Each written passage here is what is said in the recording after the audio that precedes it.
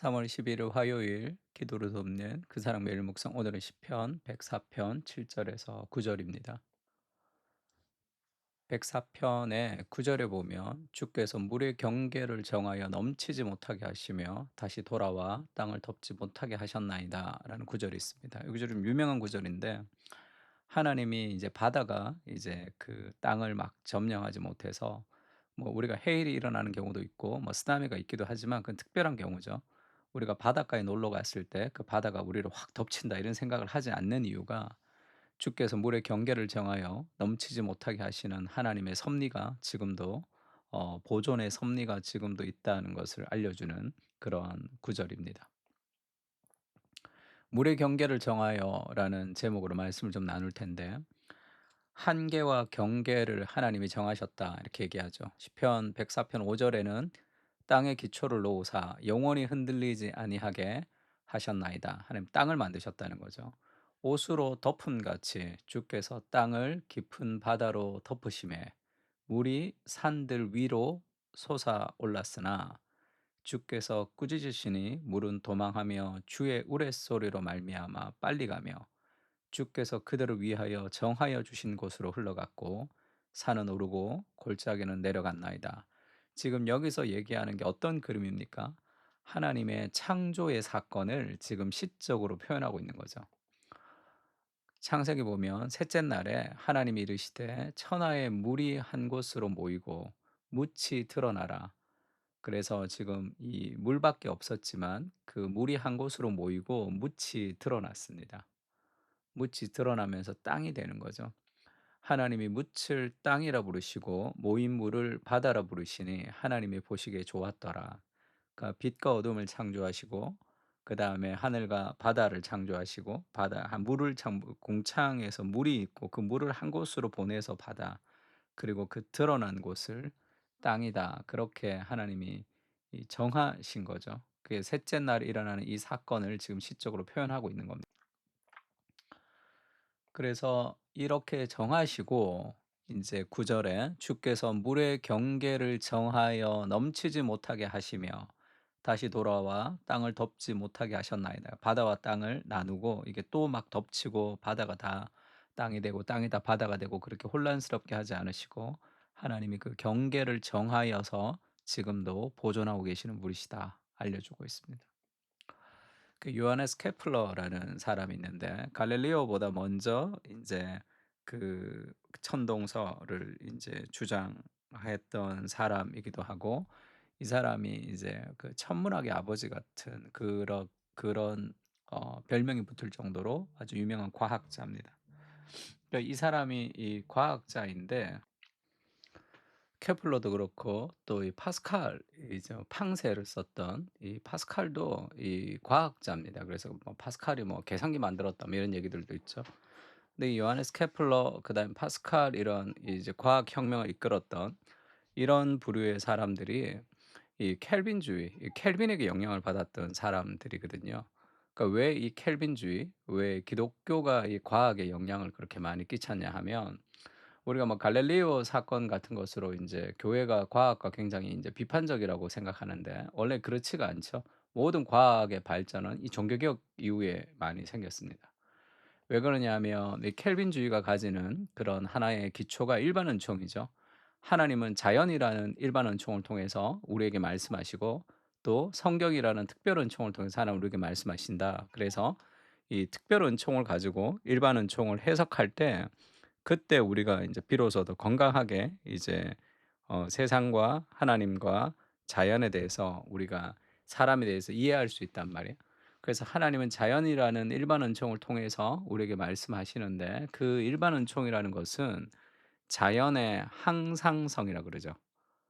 늘 법칙을 따라 움직이는 것. 아침에 해가 뜨고 해가 지는 것. 이것은 우리가 내일도 아침에 동쪽에서 해가 뜨고 서쪽에서 해가 진다는 것에 대해서 알고 있잖아요. 왜냐하면 늘 그렇게 왔던 항상성이 없으면 그 법칙이 없으면 과학이라는 게 존재하지 않잖아요. 왜냐하면 오늘 이렇게 내일은 저렇게 막 그렇게 반복되면 안 되는 거니까. 그래서 하나님의 주권과 섭리에 따라 자연이 일정한 법칙을 따라 움직이는데 이것이 과학의 기초가 됩니다. 그러니까 자연이라는 것이 일정한 법칙에 따라 움직이는 거. 그게 하나님이 경계를 정하시고 하나님의 어떤 질서의 부여, 그것이 과학이죠. 그러니까 과학이 종교와 동떨어진 게 아닙니다. 케플러가 했던 유명한 말 중에 과학이라는 것은 하나님의 생각, 그분의 생각을 따라서 생각하는 그것이 그게 과학의 과정이다. 이렇게 얘기했습니다. 그러니까 당연하겠죠. 과학이 하나님의 법칙이니까 그것을 발견하는 거잖아요. 그래서 모든 과학은 하나님의 질서를 발견하는 과정이라고 할 수 있습니다. 그틴 켈러가 이렇게 썼는데 "인간이 혼란스럽지 않은 세상을 살아가는 이유는 누군가 경계를 정하셨기 때문이다." 이렇게.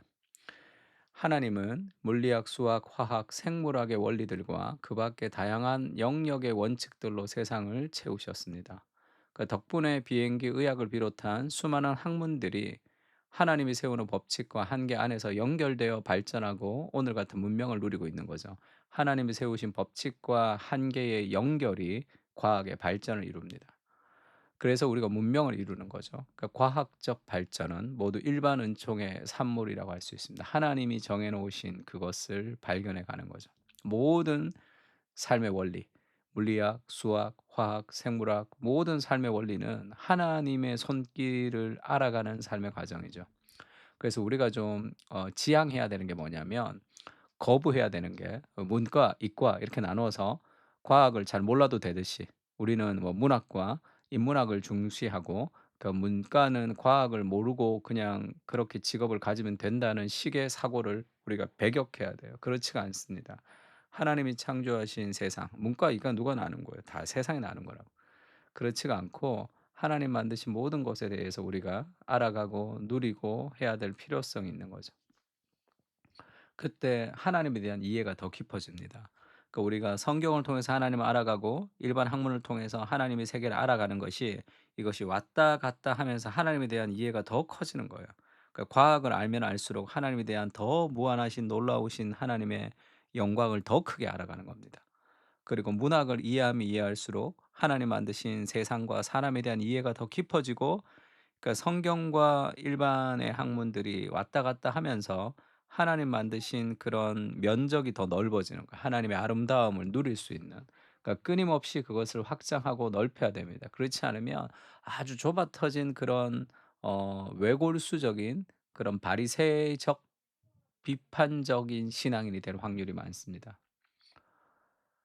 1 플러스 1이 2 라는 것이 하나님과 동떨어진 단순한 수학적 진리가 아니라 하나님의 합리성에서 나오는 것이다. 그런 얘기 한 적 있죠. 그래서 이 코넬리우스 반티엘이라는 그 변증학 교수가 이 뒤에 그림이 있죠. 그 늘 변증학 그 수업 시간에 그렸다는 그림인데, 크리스찬은 이 크리에이터 창조주와 피조물이 연결되어 있는 거죠. 하나님의 생각을 따라 생각하기 때문에 우리가 합리적입니다.